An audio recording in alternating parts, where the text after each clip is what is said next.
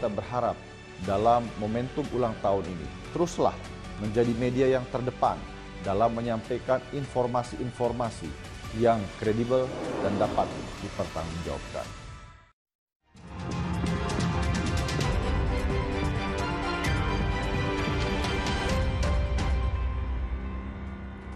Saudara Presiden Prabowo Subianto tinjau sekolah rakyat menengah atas 10 di Jakarta Selatan Kamis siang. Ini adalah kedatangan perdana Presiden ke sekolah rakyat.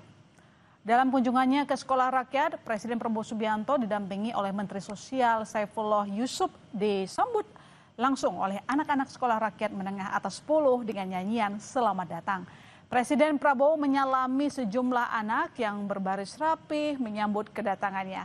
Kesempatan ini dimanfaatkan Presiden Prabowo Subianto untuk bertanya kepada peserta didik di sekolah rakyat. Presiden juga sempat meninjau ke dalam kelas dan menyaksikan jalannya proses belajar mengajar. Semua anak-anak kita harus mengalami pendidikan dengan fasilitas yang bagus. Kita tidak boleh ketinggalan dengan bangsa lain. Itu cita-cita kita. Insya Allah kita akan sampai ke situ, tapi alhamdulillah sekolah rakyat jadi anak-anak yang putus sekolah bisa sekolah, anak-anak yang tadinya mungkin merasa rendah diri karena orang tuanya sangat susah hidupnya, kita tarik keluar, kita beri lingkungan yang sebaik-baiknya supaya dia percaya diri dan dia dapat pendidikan yang terbaik yang bisa kita berikan. Soal posisi Menteri Pemuda dan Olahraga dan Menko Polhukam yang masih kosong setelah reshuffle kabinet, Presiden Prabowo Subianto enggan menjawab secara gamblang soal kapan dan siapa yang akan mengisi kursi tersebut. Presiden hanya meminta publik menunggu. Hal tersebut disampaikan Presiden usai meninjau sekolah rakyat menengah atas 10 di Jakarta Selatan pada Kamis siang.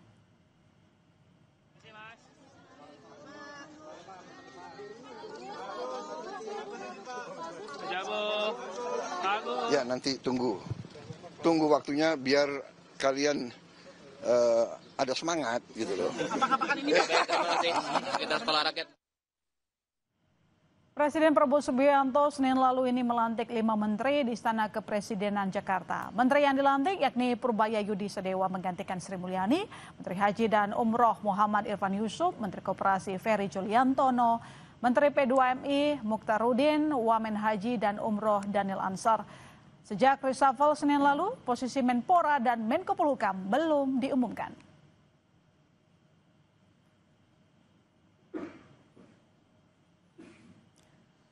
Fraksi Partai Gerindra menghormati keputusan Rahayu Saraswati Jojo Hadikusumo yang mundur sebagai anggota DPR periode 2024-2029. Fraksi Gerindra juga akan mendalami proses selanjutnya setelah pengunduran diri ini. Sekretaris Fraksi Gerindra Bambang Haryadi mengatakan pihaknya menghormati asas demokrasi karena Rahayu Saraswati mendapat mandat dari daerah pemilihan Jakarta 3 yang meliputi Kepulauan Seribu, Jakarta Utara, dan Jakarta Barat. Untuk itu, fraksi akan berkoordinasi dengan DPP Partai Gerindra.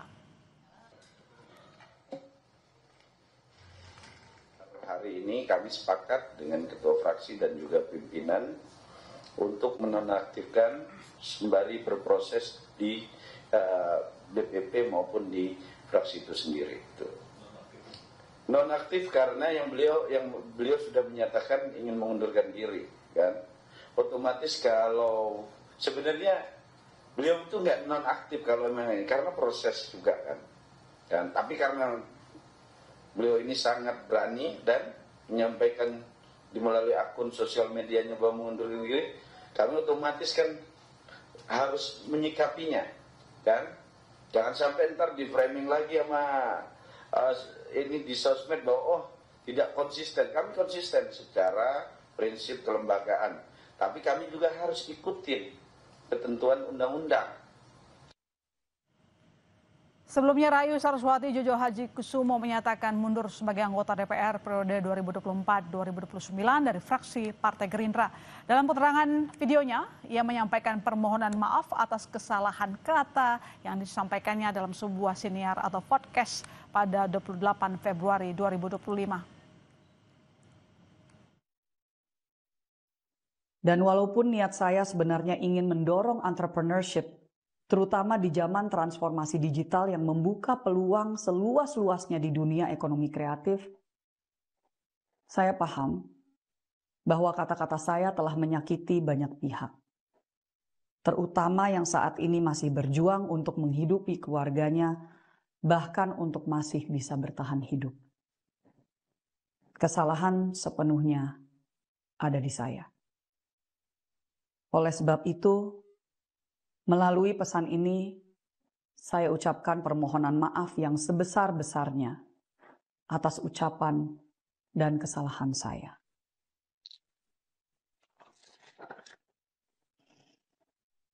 Dengan ini, saya menyatakan pengunduran diri saya sebagai anggota DPR RI kepada fraksi Partai Gerindra. Saya berharap masih dapat diberikan kesempatan untuk menyelesaikan satu tugas terakhir, yaitu pembahasan dan pengesahan RUU Kepariwisataan yang merupakan produk legislasi kami di Komisi 7. Di kesempatan ini, izinkan saya untuk juga menyampaikan terima kasih yang tak terhingga kepada semua masyarakat di Jakarta Barat, Jakarta Utara, dan Kepulauan Seribu yang telah memilih saya dan memberikan kepercayaan kepada saya untuk menjadi wakil Anda di periode ini. Ya saudara, setelah perombakan kabinet 8 September lalu, posisi 2 menteri masih lowong. Untuk posisi Menko Polhukam akan dijabat sementara waktu oleh Menteri Pertahanan Syafri Samsudin, sementara nama Menpora pengganti Dito Aryo Tejo masih teka-teki. Mengapa dua posisi ini belum diumumkan? Apa pertimbangannya? Kami akan membahasnya bersama Wakil Kepala Staf Kepresidenan M. Kodari dan Direktur Eksekutif Parameter Politik Adi Prayitno. Selamat petang Pak Kodari, selamat petang Mas Adi. Selamat petang. Terima kasih telah bergabung di Kompas Petang. Saya langsung ke Pak Kodari dulu kalau begitu. Nama Menko Polhukam apakah sudah dikantongi oleh Presiden? Ya, kata Presiden tadi kan sabar kepada teman-teman, nanti akan ada waktunya. Jadi yang penting bahwa tugas pokok dari Menko Polhukam, kemudian Menpora yang masih belum ditentukan pejabat definitifnya tetap dilaksanakan dengan baik, dan kita sudah tahu bahwa ada pejabatnya pada hari ini. Untuk Menko Polhukam ada Pak Syafri Samsudin, seorang menteri yang senior, dekat dengan Pak Prabowo, berpengalaman dalam dunia pertahanan, sangat-sangat panjang, merangkap Menteri Pertahanan. Jadi saya kira tugas-tugas yang ada di Menko Polhukam pasti berjalan dengan baik.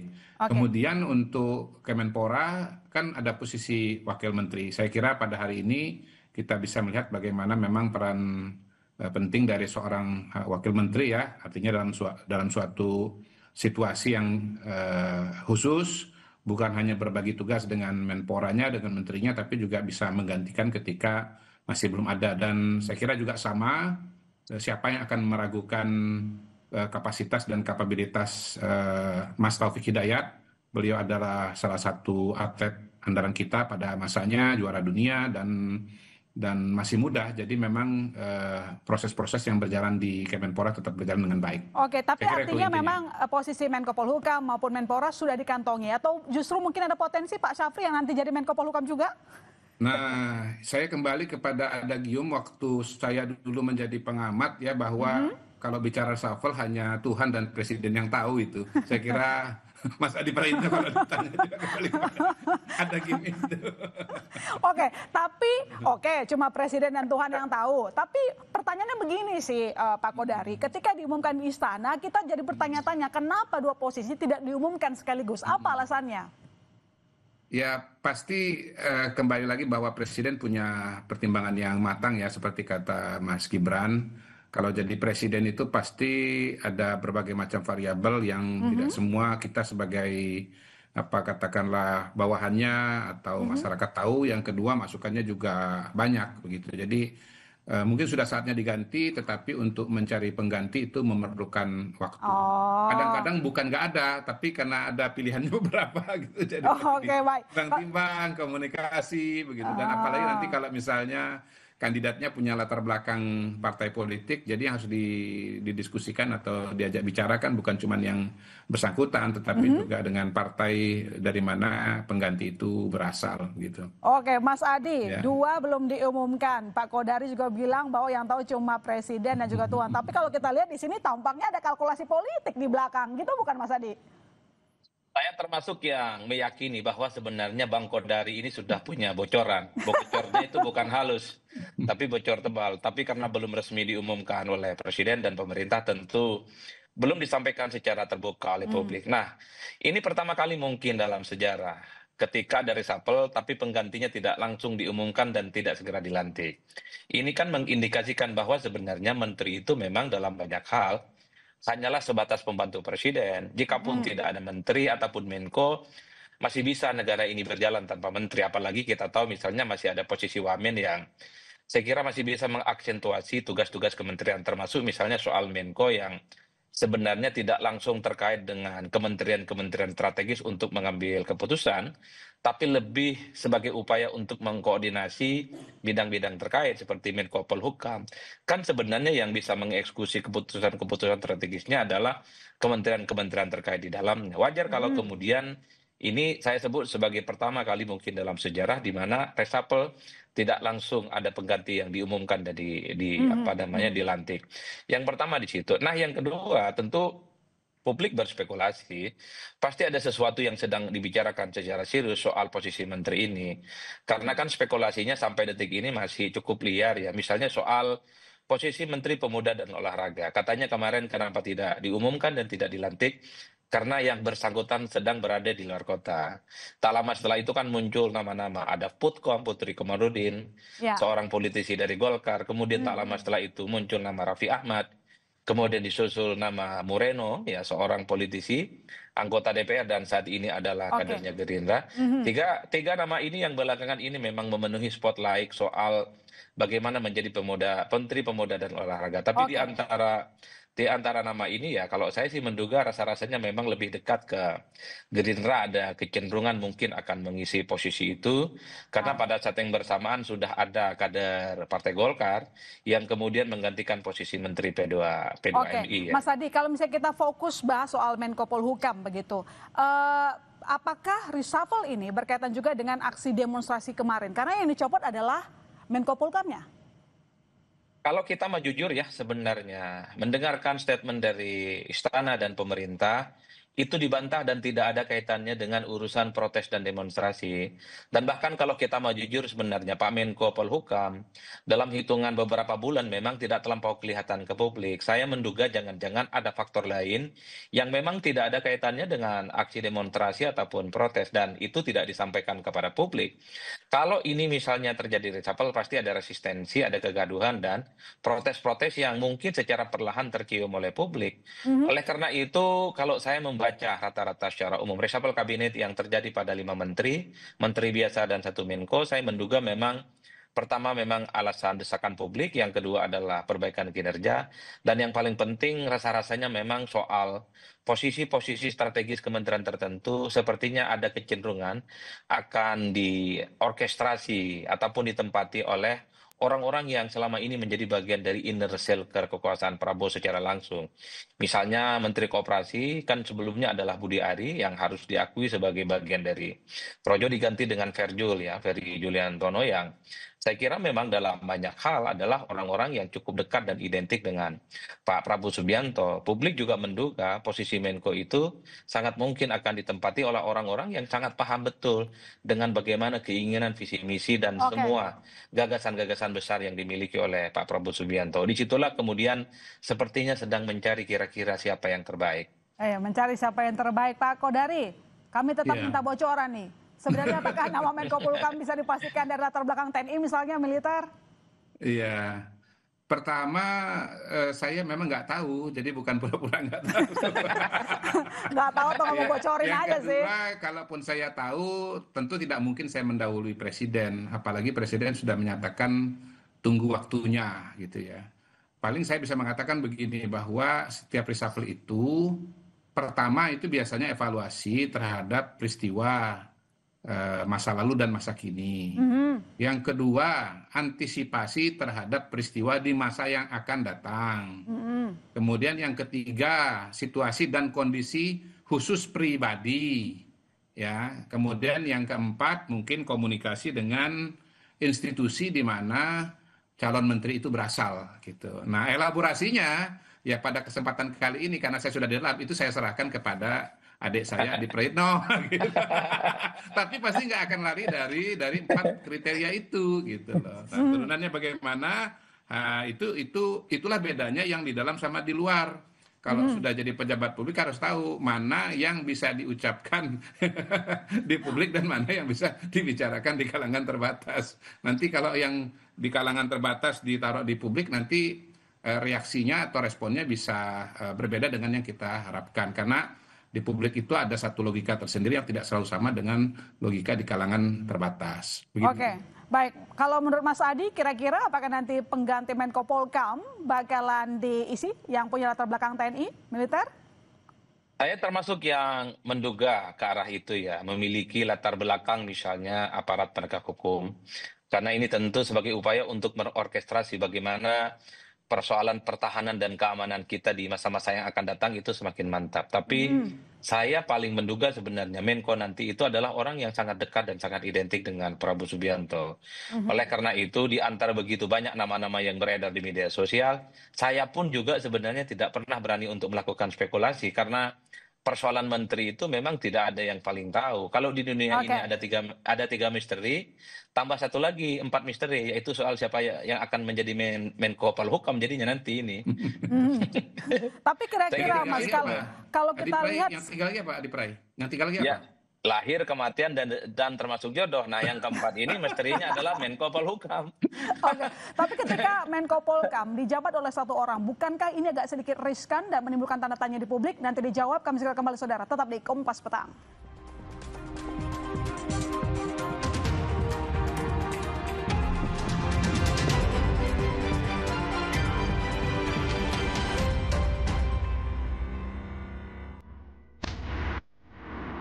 Satukan semangat dan harapan untuk menjaga Indonesia dalam Harmonesia bersama Gigi, Krisdayanti, Shana Shannon, dan Zerlana, para komika tanah air, serta Cak Lontong dan Rina Nose. Eratkan persatuan dan kebersamaan dalam 14 tahun Kompas TV Harmonesia.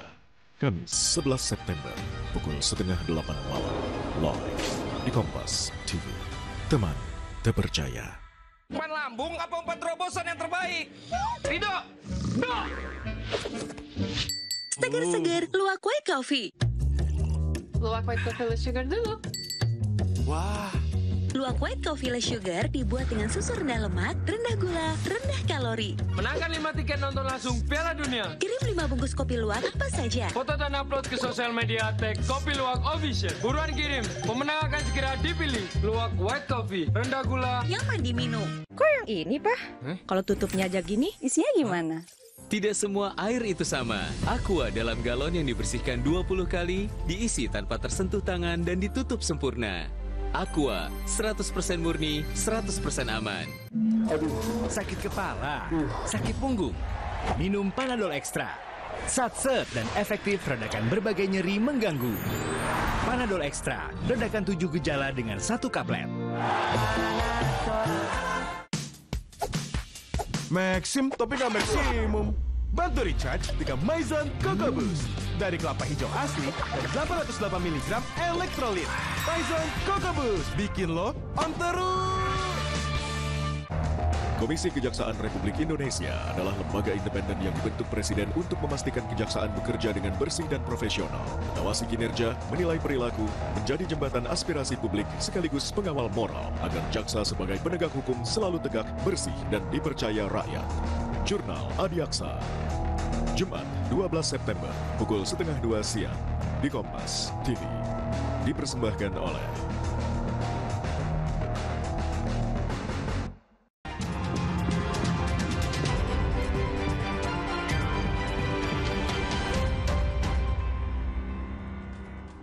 Pak Kodari, saya punya pertanyaan. Ini Pak Syarif punya banyak tugas ya tampaknya di kabinet. Sekarang tambah jadi ad interim di Menko Polkam begitu. Apakah ini tidak membuat kinerjanya jadi tidak efektif karena kebanyakan kerjaan sih?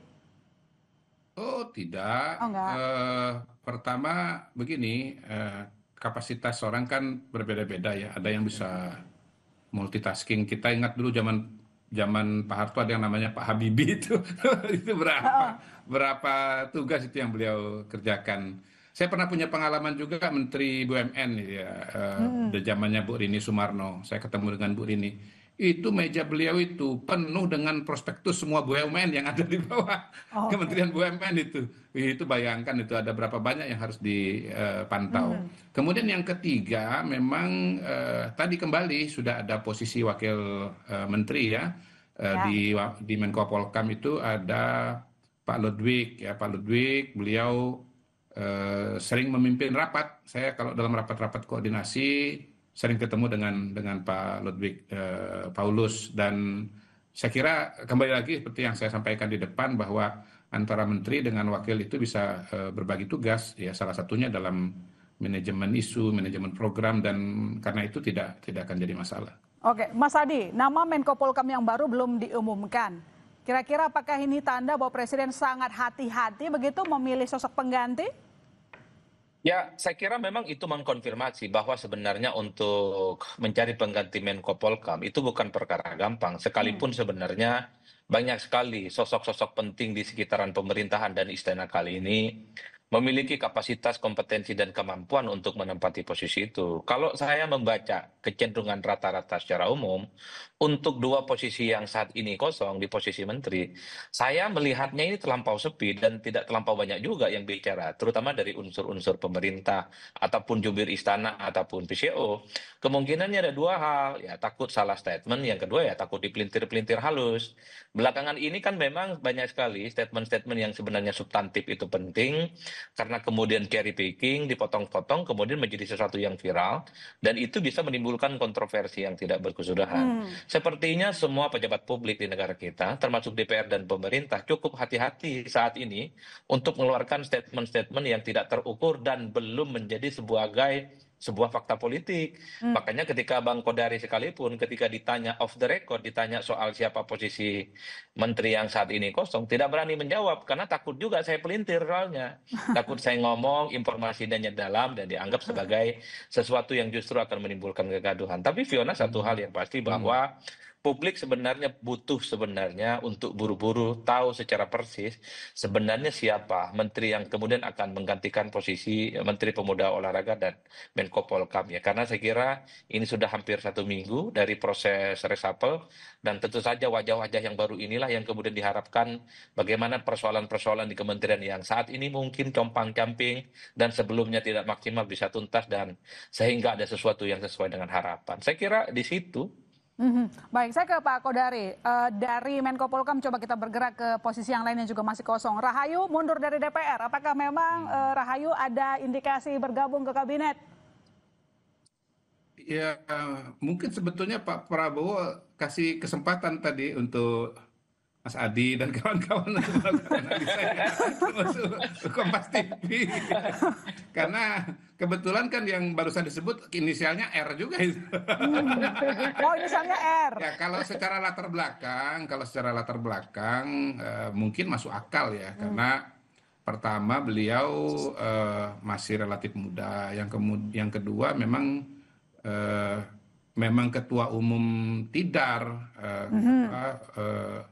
ormas pemudanya dari Partai Gerindra begitu, dan karena itu ya kalau bicara kalkulasi politik, hitung-hitungan, diskusi, saya kira justru ruang demokrasi dan ruang keasikannya itu di situ gitu.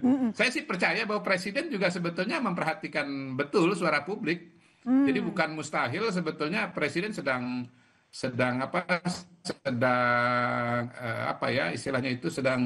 testing the waters, sedang cari-cari nama yang beredar dari publik begitu. Jadi bukan mustahil sebetulnya diskusi kita seperti ini ya analisa, usulan dari tokoh-tokoh, dari para ahli seperti Mas Adi Praitno, itu bisa memberikan masukan dan ilham kepada beliau gitu. Ingat bahwa yang namanya pemerintah, apalagi presiden, itu selalu harus relate dengan masyarakat, kondisi masyarakat.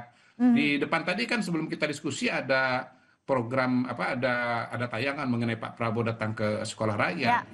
Itu kan menunjukkan bagaimana Pak Prabowo itu melihat realita di lapangan, lalu dia berusaha untuk menjawab permasalahan itu. Begitu. Jadi yang namanya permasalahan kan bukan cuman sekedar program, tapi juga personalia begitu. Jadi saya usul Mas Adi sebut aja idenya siapa tuh, atau siapa kira-kira Mas Adi, menurut Mas Adi yang pantas jadi Menko Polhukam, jadi Menpora. Beberapa nama dipertimbangkan termasuk Rahayu. Tapi saya mau konfirmasi sih Pak Kodari, ini kan yang kosong nggak cuma di Menpora, tapi ada Wamenaker juga. Saya konfirmasi aja sih, apakah Rahayu ada indikasi bahwa ke sana?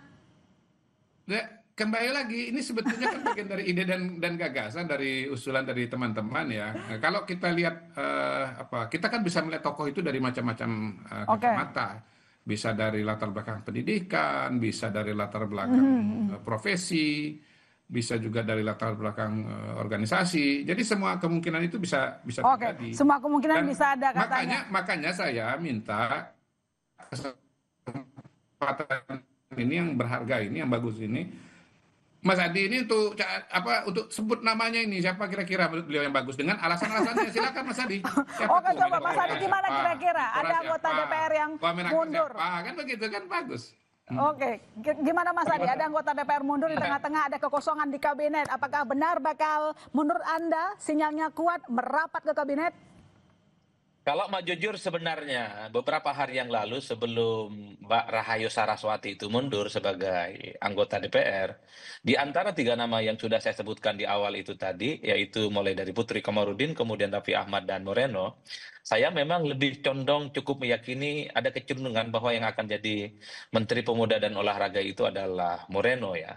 Mengingat posisinya adalah sangat muda, pengalaman politiknya di parlemen beberapa periode jadi anggota dewan dan tentu saja adalah kader Gerindra, sesuatu yang bisa dijadikan sebagai guidance, dianggap sebagai pantas untuk menjadi Menteri Pemuda Olahraga.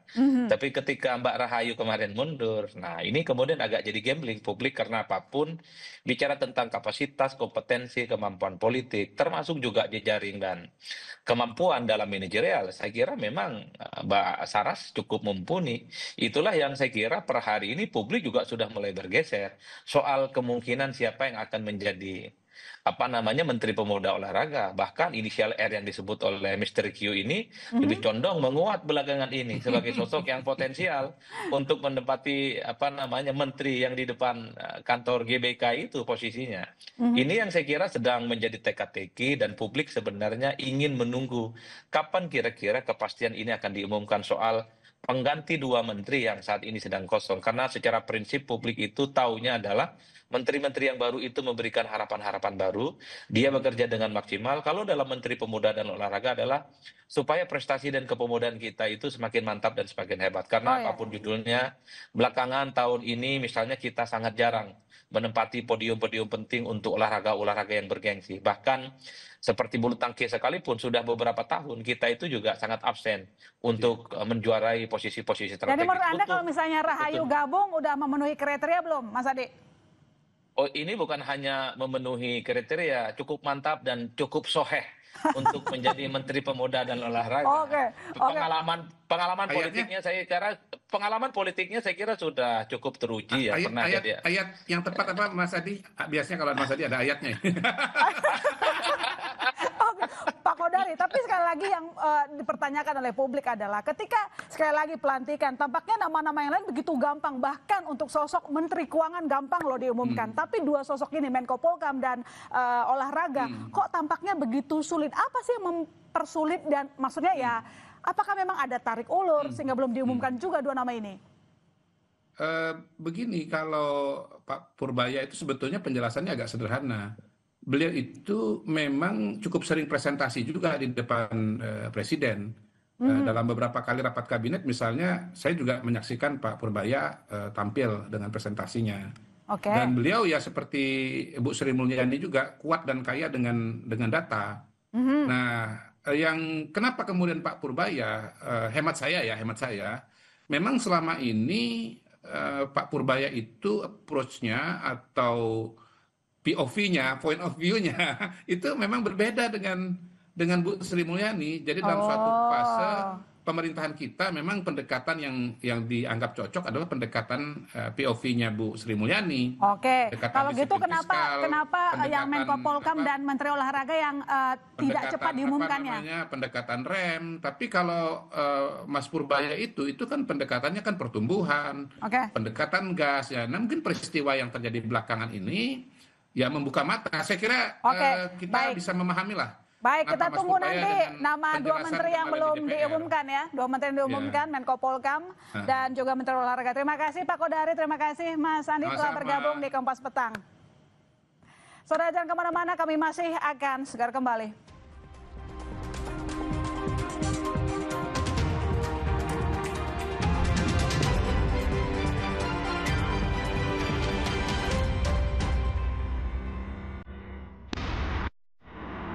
Satukan semangat dan harapan untuk menjaga Indonesia dalam Harmonesia bersama Gigi, Krisdayanti, Shana Shannon, dan Zerlana, para komika tanah air, serta Cak Lontong dan Rina Nose.